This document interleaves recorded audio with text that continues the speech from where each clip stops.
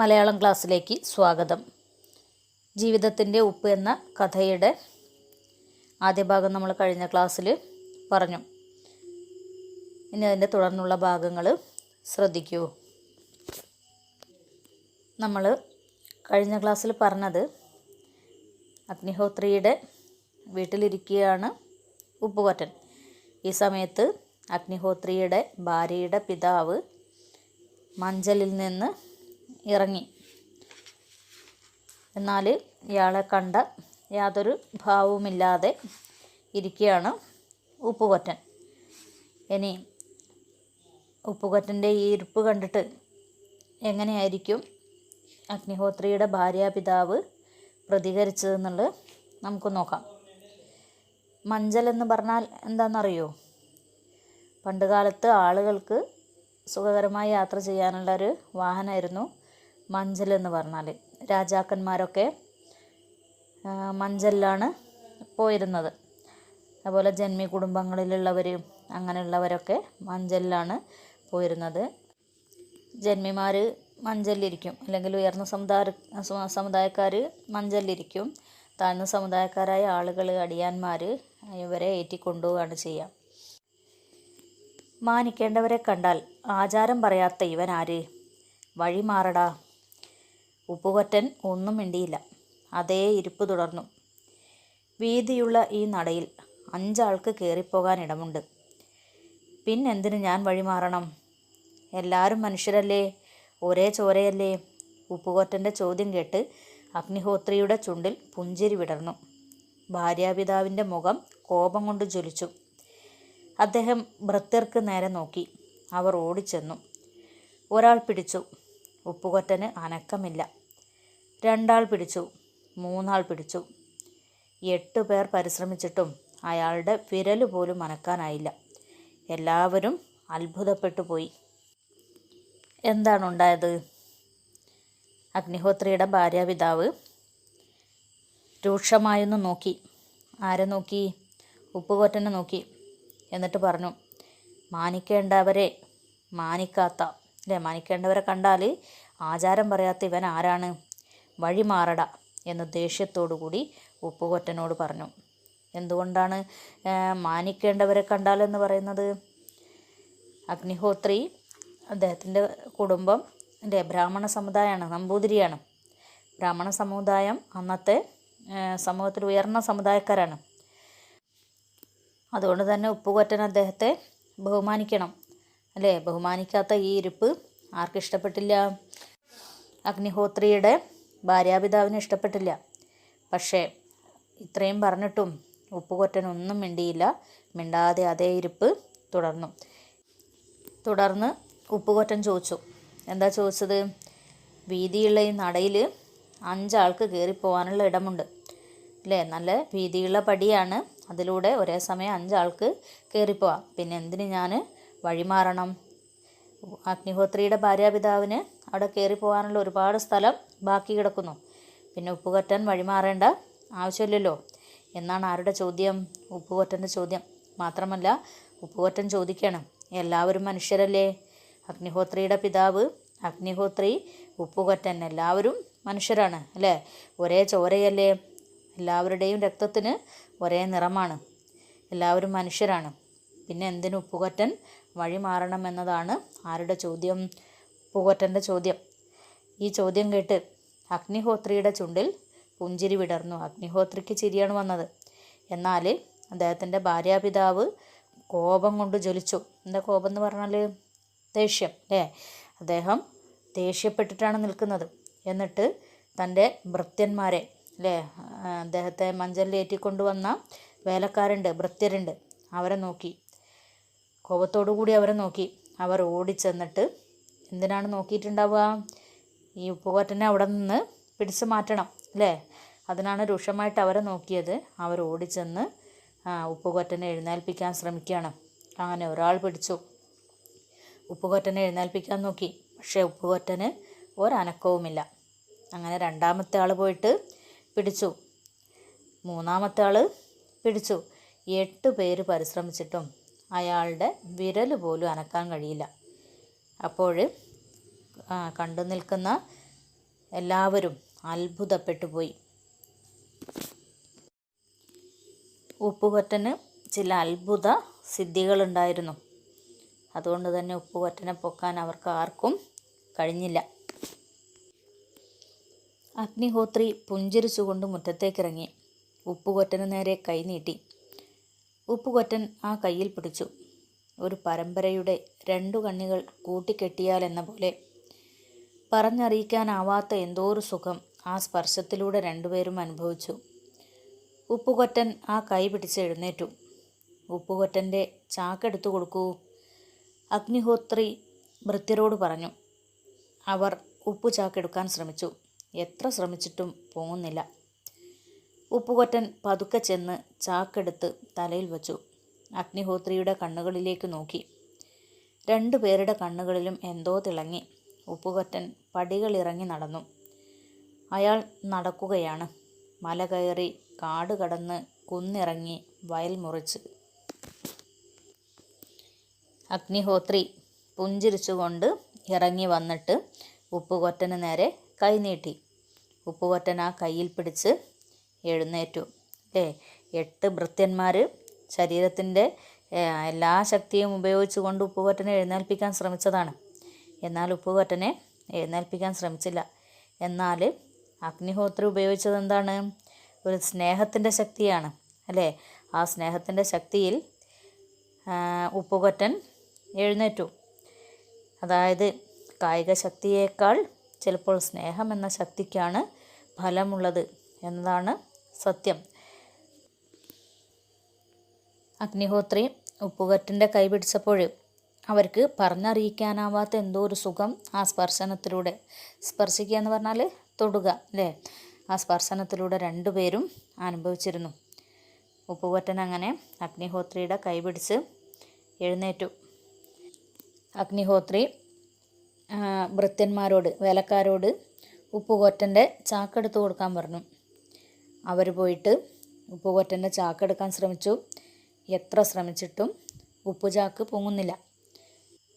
ഉപ്പുകൊറ്റൻ തന്നെ തൻ്റെ ചാക്കെടുത്ത് തലയിൽ വെച്ചു. പടികളിറങ്ങി നടന്നു. പോകുമ്പോൾ അഗ്നിഹോത്രിയുടെ കണ്ണുകളിലേക്ക് നോക്കി. 2 പേരുടെ കണ്ണുകളിലും എന്തോ തിളങ്ങി. 2 പേർക്കും തമ്മിൽ എന്തോ ഒരു ആത്മബന്ധമുണ്ട്, അല്ലേ? അതാണ് ആ കണ്ണുകളിലെ തിളക്കം സൂചിപ്പിക്കുന്നത്. അങ്ങനെ അയാൾ നടക്കുകയാണ്. മല കയറി, കാട് കയറി, അല്ലേ? കുന്നിറങ്ങി, വയൽ മുറിച്ച് ഉപ്പുകൊറ്റൻ മുന്നോട്ട് നടന്നു. പുഴയോരത്തുകൂടെ നടക്കുമ്പോൾ അയാളുടെ മനസ്സ് പലവിധ വിചാരങ്ങളിൽ മുഴുകി. പുഴ പോലെയാണ് തൻ്റെ ജീവിതം. രണ്ടും മുന്നോട്ടൊഴുകുന്നു. ചുഴികളും കയങ്ങളും അടിയൊഴുക്കുകളും അങ്ങനെ. പുഴ സമുദ്രത്തിലേക്ക് ഒഴുകിയെടുക്കുന്നു. ഉപ്പിൽ ലയിക്കാൻ അമ്മയുടെ സ്നേഹത്തിൻ്റെ ഉപ്പറിയാത്ത താൻ ഉപ്പും പേറി നടക്കുന്നു. കൊറ്റിന് ഉപ്പ് വിൽക്കുന്നവൻ ഉപ്പുകൊറ്റൻ. ചിന്തയുടെ കനം കാലുകളുടെ വേഗം കുറച്ചു. പതിവില്ലാത്ത വിധം ക്ഷീണം തോന്നുന്നു. പുഴക്കടവിലെ ആൽത്തറയിൽ ഉപ്പുചാക്കിറക്കി വെച്ചു. കാലും മുഖവും കഴുകി ഒന്ന് കിടക്കണം. ഉപ്പുകൊറ്റൻ വന്നേ. ആൽത്തറയ്ക്ക് അപ്പുറത്ത് നിന്ന് കുട്ടിക്കൂട്ടങ്ങളുടെ ആർപ്പുവിളി. എത്ര കാലായി കണ്ടിട്ട്, എന്താത്ര വൈകിയത് ഉപ്പുകൊറ്റ? ഉപ്പുകൊറ്റൻ പുഞ്ചിരിച്ചു. ഇന്നെന്താ കൊണ്ടുവന്നത്? അയാൾ സഞ്ചിയെടുത്തു, കമഴ്ത്തി പിടിച്ചു. പുറത്ത് ചാടിയ ഉണ്ണിയപ്പങ്ങൾ ആൽത്തറയിലൂടെ ഉരുണ്ടു. കുട്ടികൾ അപ്പം എടുത്ത് അമ്പലപ്പറമ്പിലേക്ക് ഓടി. ഉപ്പുകൊറ്റൻ ആൽത്തറയിൽ നിവർന്നു കിടന്നു. ആലിലകളിലൂടെ ഊർന്നിറങ്ങിയ ഇളം കാറ്റ് കൺപോളകളെ തഴുകി. അവൻ പതിയെ മയങ്ങി. അങ്ങനെ ഉപ്പുകൊറ്റൻ പുഴയുടെ തീരത്തുകൂടി നടക്കുമ്പോൾ അയാളുടെ മനസ്സിൽ ഒരുപാട് ചിന്തകളിങ്ങനെ കയറി വരികയാണ്. ആ ചിന്തകളിൽ മുഴുകിയാണ് ഉപ്പുകൊറ്റൻ നടക്കുന്നത്. എന്തൊക്കെയാണ് ഉപ്പുകൊറ്റൻ ചിന്തിക്കുന്നത്? തൻ്റെ ജീവിതം പുഴ പോലെയാണെന്ന് ഉപ്പുകൊറ്റൻ ചിന്തിക്കുന്നു. എന്തുകൊണ്ടാണ് പുഴയുമായി തൻ്റെ ജീവിതത്തെ സാദൃശ്യപ്പെടുത്തിയിരിക്കുന്നത്? രണ്ടും മുന്നോട്ടൊഴുകുന്നു. ഉപ്പുകൊറ്റൻ്റെ ജീവിതവും പുഴയും രണ്ടും മുന്നോട്ട് ഒഴുകിക്കൊണ്ടിരിക്കുകയാണ്, അല്ലേ? പുഴയിൽ ചുഴികളുണ്ടാവും, കയങ്ങളുണ്ടാവും, അതേപോലെ അടിയൊഴുക്കുകളുണ്ടാവും അല്ലേ? അതേപോലെ തന്നെ തൻ്റെ ജീവിതത്തിലും എന്തുണ്ട്? ചുഴികളും കയങ്ങളും അടിയൊഴുക്കുകളും. എന്താണ് ഇവിടെ ഉപ്പുകൊറ്റൻ്റെ മനസ്സിൽ ചുഴികളെന്ന് പറയുന്നത്? ഉപ്പുകൊറ്റൻ്റെ മനസ്സിൽ അല്ലേ ഒരുപാട് സംഘർഷങ്ങളുണ്ട്, പ്രയാസങ്ങളുണ്ട്. പ്രയാസങ്ങൾ തരണം ചെയ്തിട്ടുള്ള അല്ലേ മുന്നോട്ടുള്ള ജീവിതമാണ് ആരുടേത്? ഉപ്പുകൊറ്റൻ്റേത്. ക്ലേശകരമായ തൻ്റെ ജീവിതമാണ് ഇവിടെ സൂചിപ്പിക്കുന്നത്. പുഴ സമുദ്രത്തിലേക്ക് ഒഴുകിയടക്കുന്നു ഉപ്പിൽ ലയിക്കാൻ. പുഴ എത്തിച്ചേരുന്നത് എവിടെയാണ്? സമുദ്രത്തിലാണ്, കടലിലാണ്. ആ ഉപ്പിലാണ് പുഴ ലയിക്കുന്നത്. അതേപോലെ ഉപ്പും പേറിയുള്ള ജീവിതമാണ് ആരുടേതും? ഉപ്പുകൊറ്റൻ്റേതും അല്ലേ? അമ്മയുടെ സ്നേഹം അറിയാത്ത അല്ലേ, ആ ഉപ്പറിയാത്ത, സ്നേഹത്തിൻ്റെ ഉപ്പറിയാത്ത താൻ ഉപ്പും പേറി ഇങ്ങനെ നടക്കുകയാണ്. അതായത് ഉപ്പ് വിൽക്കുന്നവനാണ് ആര്? ഉപ്പുകൊറ്റൻ. പുഴ ഉപ്പിൽ ലയിക്കുമ്പോൾ ഈ ഉപ്പും പേറി നടക്കുന്നവനാണ് ഉപ്പുകൊറ്റൻ. അതുകൊണ്ട് തൻ്റെ ജീവിതം പുഴ പോലെയാണെന്ന് ഉപ്പുകൊറ്റൻ ചിന്തിക്കുന്നു. ചിന്തിച്ച് നടക്കുന്ന ഉപ്പുകൊറ്റൻ്റെ യാത്രയുടെ വേഗതയും കുറഞ്ഞു. പതിവില്ലാത്ത വിധം ഒരു ക്ഷീണം ഉപ്പുകൊറ്റനുണ്ടായിരുന്നു. അങ്ങനെ പുഴക്കടവിലെ ഒരാൽത്തറയുണ്ട്. ആ ആൽത്തറയിൽ ഉപ്പും ചാക്കിറക്കി വെച്ചിട്ട് അവിടെ കാലും മുഖവും ഒക്കെ കഴുകി ഇരുന്നു. ഒന്ന് കിടക്കണം എന്ന് ചിന്തിച്ചാണ് അവിടെ ഇരുന്നത്. അപ്പോഴേക്കും ആൽത്തറയ്ക്ക് അപ്പുറത്ത് നിന്ന് കുറേ കുട്ടികൾ ഉപ്പുകൊറ്റൻ വന്നേ എന്ന് ആർപ്പ് വിളിച്ചുകൊണ്ട് ഓടി വരുന്നുണ്ട്. കുട്ടികൾ ചോദിക്കുന്നത് എന്താണ്? വളരെ കാലമായി ഉപ്പുകൊറ്റനെ കണ്ടിട്ട് എന്താണ് ഇത്ര വൈകിയത് എന്നാണ് ഉപ്പുകൊറ്റനോട് കുട്ടികൾ ചോദിക്കുന്നത്. ഉപ്പുകൊറ്റൻ ഏത് വഴിക്കാണോ പോയത്, ഉപ്പ് വിൽക്കാൻ പോയത്, രാത്രിയായാൽ അവിടെ കിടന്നുറങ്ങും. അതുകൊണ്ട് തന്നെ ഈ ഭാഗത്തേക്ക് വന്നിട്ട് കുറേ കാലമായി. അതുകൊണ്ടാണ് കുട്ടികൾ അങ്ങനെ ചോദിക്കുന്നത്. ഉപ്പുകൊറ്റൻ പുഞ്ചിരിച്ചു. അപ്പോൾ കുട്ടികളുടെ അടുത്ത ചോദ്യം എന്താണ്? എന്താ ഞങ്ങൾക്ക് കൊണ്ടുവന്നിട്ടുള്ളത്? തൻ്റെ കയ്യിലിരുന്ന സഞ്ചി എടുത്തിട്ട് ഉപ്പുകൊറ്റൻ കമഴ്ത്തി ഇങ്ങനെ പിടിച്ചു. അപ്പോഴാ സഞ്ചിയിൽ നിന്ന് ഉണ്ണിയപ്പങ്ങളിങ്ങനെ വീഴുകയും ആൽത്തറയിലൂടെ ഉരുണ്ടു. കുട്ടികൾ അപ്പം എടുത്തിട്ട് അമ്പലപ്പറമ്പിലേക്ക് ഓടി അല്ലേ. അല്പം മായാജാലമൊക്കെ അറിയുന്ന അല്ലേ, അത്ഭുത സിദ്ധികളുള്ളവനാണ് ആര്? ഉപ്പുകൊറ്റൻ. അതുകൊണ്ട് തന്നെ ഒന്നുമില്ലാത്ത ആ സഞ്ചി കമഴ്ത്തിയപ്പോൾ അതിൽ നിന്ന് ഉണ്ണിയപ്പങ്ങൾ വീഴുന്നത് അല്ലേ. ഉപ്പുകൊറ്റൻ ആൽത്തറയിൽ നിവർന്നു കിടന്നു. ആ ഒരു ആലിലകളിലൂടെ ഊർന്നിറങ്ങിയ ഇളം കാറ്റിൽ ഉപ്പുകൊറ്റൻ ഒന്ന് മയങ്ങി. അവൻ്റെ സ്വപ്നത്തിൽ നിലാവിലെന്ന പോലെ ഒരു ചിത്രം തെളിഞ്ഞു വന്നു. ഒരു ബ്രാഹ്മണനും അയാളുടെ പൂർണ്ണ ഗർഭിണിയായ പത്നിയും. അവർ ഒരു വഴിയമ്പലത്തിലെത്തി. അവിടം ശൂന്യമായിരുന്നു. ഒരു കുഞ്ഞിൻ്റെ കരച്ചിൽ. ചോരക്കുഞ്ഞിനെ അവിടെ ഉപേക്ഷിച്ച് അവർ നടന്നകലുന്നു. ചന്തയിൽ നിന്ന് മടങ്ങുന്ന 2 സ്ത്രീകൾ കുഞ്ഞിൻ്റെ കരച്ചിൽ കേട്ട് അങ്ങോട്ട് ചെല്ലുന്നു. അവർ അതിനെയും എടുത്ത് വേഗം നടക്കുന്നു. സ്വപ്നം പൂർണ്ണമാകുന്നതിന് മുമ്പ് കുട്ടികളുടെ ശബ്ദം ഉപ്പുകൊറ്റനെ ഉണർത്തി. അവർ ഉപ്പുകൊറ്റനെ പിടിച്ചെഴുന്നേൽപ്പിച്ചു. ഉപ്പുകൊറ്റ, ഒരു പാട്ട് പാടിത്താ. ഉപ്പുകൊറ്റൻ പാടിത്തുടങ്ങി. സ്വപ്നങ്ങളുടെ താളമുള്ള ഒരു പാട്ട്, ജീവിതത്തിൻ്റെ ഈണമുള്ള ഒരു പാട്ട്. കുട്ടികൾ കൈകൊട്ടി കൂടെ പാടി. പാടിപ്പാടി ഉപ്പുകൊറ്റനും കുട്ടികളും നൃത്തം ചവിട്ടി. ആടിയും പാടിയും തളർന്നപ്പോൾ കുട്ടികൾ പറഞ്ഞു, ഉപ്പുകൊറ്റ, വിശന്നിട്ട് വയ്യ, തിന്നാൻ സഞ്ചിയിലെന്താ ഉള്ളത്? കുട്ടികൾ സഞ്ചി പരതി. അതിലൊന്നുമില്ലായിരുന്നു. അവർ മുഖാമുഖം നോക്കിയപ്പോൾ ഉപ്പുകൊറ്റൻ പറഞ്ഞു, ഞാനൊരു വിദ്യ കാണിച്ചു തരാം. കുട്ടികളുടെ മുഖത്ത് ആകാംക്ഷ. ഉപ്പുകൊറ്റൻ ചാക്കിൽ നിന്ന് ഉപ്പ് വാരി മുകളിലേക്കെറിഞ്ഞു. ഉപ്പിൻ തരികൾ അപ്പങ്ങളായി താഴോട്ട് പൊഴിഞ്ഞു. കുട്ടികൾ മിഴിച്ചു നിന്നുപോയി. 12 മക്കളിൽ ഉപ്പുകൊറ്റനെ ആരും എടുത്തു വളർത്തിയിരുന്നില്ല. നിളയുടെ, ഭാരതപ്പുഴയുടെ അഴിമുഖമായ പൊന്നാനിയായിരുന്നു അദ്ദേഹത്തിൻ്റെ കർമ്മഭൂമി. അദ്ദേഹം ആ തീരത്തായിരുന്നു നടന്നിരുന്നത്. സ്നേഹം കൊതിച്ച് നടന്ന ഉപ്പുകൊറ്റന് ആരുടെയും സ്നേഹം കിട്ടിയിരുന്നില്ല. കുറേ കുട്ടികൾ മാത്രമാണ് കളിക്കൂട്ടുകാരായിട്ട് ഉണ്ടായിരുന്നത്. ഉപ്പുകൊറ്റൻ അവരോടൊപ്പം കളിച്ചു നടന്നു. പൊന്നാനിയിൽ നിന്നാണ് ഇദ്ദേഹം ഉപ്പുമായി പല സ്ഥലങ്ങളിലേക്കും ഉപ്പ് വിൽക്കാൻ പോയിരുന്നത്. ക്ഷീണിച്ച ഉപ്പുകൊറ്റൻ ആ ആൽത്തറയിൽ കിടന്ന് ഉറങ്ങിയപ്പോൾ അദ്ദേഹത്തിൻ്റെ സ്വപ്നത്തിലേക്കൊരു ചിത്രം തെളിഞ്ഞു വരികയാണ്. അദ്ദേഹം സ്വപ്നം കാണാണ്. ആ ഉറക്കത്തിൽ എന്താ സ്വപ്നം കാണുന്നത്? ഒരു ബ്രാഹ്മണനും അയാളുടെ പത്നി എന്ന് പറഞ്ഞാൽ ഭാര്യയും കൂടി, ഭാര്യ ഗർഭിണിയാണ്. അവർ ഒരു വഴിയമ്പലത്തിൽ എത്തുന്നു. വഴിയമ്പലം എന്ന് പറഞ്ഞാൽ സത്രമാണ്. പഴയ കാലത്തൊക്കെ യാത്ര ചെയ്ത് ക്ഷീണിക്കുന്നവർ ക്ഷീണം മാറ്റാൻ വേണ്ടി, അതായത് വിശ്രമിക്കുന്നതിന് വേണ്ടി കയറിയിരിക്കുന്ന സ്ഥലമാണെന്ത്? വഴിയമ്പലം എന്ന് പറയുന്നത്. അങ്ങനെ ആ ബ്രാഹ്മണനും ഭാര്യയും കൂടി വഴിയമ്പലത്തിലെത്തി. അവിടെ ശൂന്യമായിരുന്നു. അതവിടെ ആരുമില്ല, വളരെ ശൂന്യമാണ്. അവിടെ ഒരു കുഞ്ഞിൻ്റെ കരച്ചിൽ കേൾക്കുന്നു. ഇതൊക്കെ അദ്ദേഹം സ്വപ്നത്തിൽ കാണുന്നതാണ്. ഒരു കുഞ്ഞിൻ്റെ കരച്ചിൽ കേൾക്കുന്നു. ചോരക്കുഞ്ഞിനെ അവിടെ ഉപേക്ഷിച്ച് ഈ ബ്രാഹ്മണനും ഭാര്യയും കൂടി നടന്നകലുന്നു. ഇത് കാണുന്ന, അതായത് ചന്തയിൽ നിന്ന് മടങ്ങി വരുന്ന 2 സ്ത്രീകൾ ആ കുഞ്ഞിൻ്റെ കരച്ചിൽ കേട്ട് അങ്ങോട്ട് ചെല്ലുന്നു. അങ്ങനെ അതിനെ എടുത്തിട്ട് വേഗം നടക്കുന്നു. ഇത്രയുമാണ് ആര് സ്വപ്നം കണ്ടത്? ഉപ്പുകൊറ്റൻ സ്വപ്നം കണ്ടത്. സ്വപ്നം പൂർണ്ണമാകുന്നതിന് മുമ്പ് തന്നെ കുട്ടികൾ ശബ്ദമുണ്ടാക്കി. ആരുണർന്നു? ഉപ്പുകൊറ്റൻ ഉണർന്നു. അവർ ഉപ്പുകൊറ്റനെ പിടിച്ചെഴുന്നേൽപ്പിച്ചു. ഉപ്പുകൊറ്റൻ്റെ ഈ സ്വപ്നവും അദ്ദേഹത്തിൻ്റെ ജീവിതവുമായി ഏറെ ബന്ധമുണ്ട് അല്ലേ? ഒരു ബ്രാഹ്മണനും അദ്ദേഹത്തിൻ്റെ ഭാര്യയും കൂടി ഉപേക്ഷിച്ച ഒരു കുഞ്ഞാണ് ആര്? ഉപ്പുകൊറ്റൻ.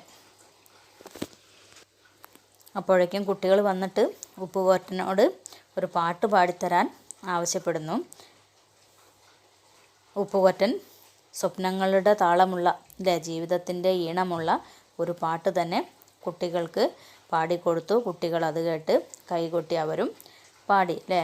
അങ്ങനെ പാട്ടും നൃത്തവുമായി അവർ ആടിയും പാടിയും തളർന്നപ്പോൾ കുട്ടികൾ പറഞ്ഞു, വിശന്നിട്ട് വയ്യ, സഞ്ചിയിൽ എന്താണുള്ളതെങ്കിൽ തരാൻ വേണ്ടിയിട്ട് ആരോട് പറയാണ്? ഉപ്പുകൊറ്റനോട് പറയാണ്. അങ്ങനെ അവർ തന്നെ സഞ്ചിയിൽ തപ്പി നോക്കി. പക്ഷേ ആ സഞ്ചിയിൽ ഒന്നും ഉണ്ടായിരുന്നില്ല. അപ്പോൾ ഉപ്പുകൊറ്റൻ പറഞ്ഞു, ഞാനൊരു വിദ്യ കാണിച്ചു തരാം എന്ന് പറഞ്ഞു. എന്നിട്ട് ഉപ്പ് ചാക്കിൽ നിന്ന് കുറച്ച് ഉപ്പ് വാരി മുകളിലേക്ക് എറിഞ്ഞു. ആ ഉപ്പിൻ തരികൾ താഴേക്ക് വീണത് എങ്ങനെയാണ്? അപ്പങ്ങളായിട്ടാണ് താഴേക്ക് വീണത്. കുട്ടികൾ കണ്ടിട്ട് മിഴിച്ച് നിന്നുപോയി.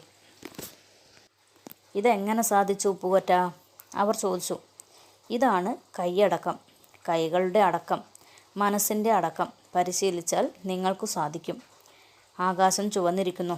സൂര്യൻ പുഴയ്ക്കപ്പുറത്തെ ചക്രവാളത്തിൽ താഴാൻ തുടങ്ങിയിരിക്കുന്നു. പുഴയിലും വഴിയിലും വയലിലും നാട്ടുവെളിച്ചം പരക്കുന്നു. നേരം സന്ധ്യയാകാറായി. കുട്ടികൾ പോയിക്കോളൂ. നാളെ ഇവിടെ കാണുമോ? നാളെ ഒരു കഥ പറഞ്ഞു തരണം. കുട്ടികൾ ഉപ്പുകൊറ്റനെ നോക്കി കൈ വീശി ചിരിച്ചു. അവർ ഓടിയകന്നു. ഉപ്പുകൊറ്റൻ ആൽത്തറയിലേക്ക് ചാഞ്ഞു. മുഖത്തെ ചിരി മാഞ്ഞു. മനസ്സിൽ ചിന്തകൾ പൊങ്ങി വന്നു. തനിക്ക് നാറാണത്തിൻ്റെ ചിരിയും പാക്കനാരുടെ ശബ്ദവുമുണ്ടെന്നല്ലേ അഗ്നിഹോത്രി പറഞ്ഞത്? അഗ്നിഹോത്രിക്കാണെങ്കിൽ പാക്കനാരുടെ മുഖച്ഛായയും നാറാണത്തിൻ്റെ ശബ്ദവും. എന്താണ് ഇതിൻ്റെ പൊരുൾ? നേരത്തെ കണ്ട സ്വപ്നം മനസ്സിൽ വീണ്ടും എത്തി.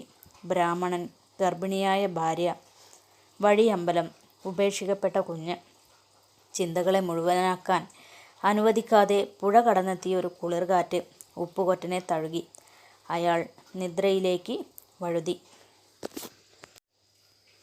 നമ്മൾ നേരത്തെ പറഞ്ഞതുപോലെ ഉപ്പുകൊറ്റന് ചില അത്ഭുത സിദ്ധികളുണ്ടായിരുന്നു അല്ലേ? കുട്ടികൾ മിഴിച്ചു നിന്നപ്പോൾ ഉപ്പുകൊറ്റൻ പറയാണ്, മനസ്സിൻ്റെ അടക്കം, കൈകളുടെ അടക്കം അല്ലേ? കൈയടക്കം അത് പരിശീലിച്ചാൽ ആർക്കും സാധിക്കുന്നതാണ്. അതായത് മാജിക്ക് അല്ലേ? ഈ മാന്ത്രിക വിദ്യ ആർക്കും പരിശീലിച്ചാൽ എന്ത് ചെയ്യാൻ പറ്റും എന്നാണ് കുട്ടികളോട് ഉപ്പുകൊറ്റൻ പറയുന്നത്. അങ്ങനെ സന്ധ്യയായി. ആകാശം ചുവന്നു.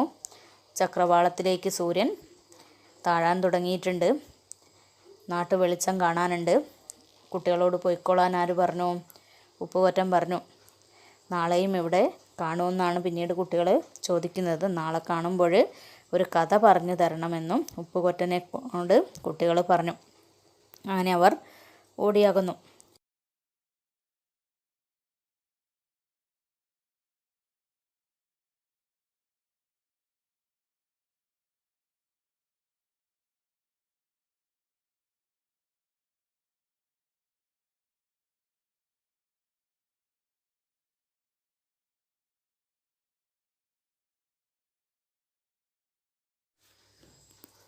ഉപ്പുകൊറ്റൻ ആൽത്തറയിൽ വീണ്ടും ഇരുന്നു.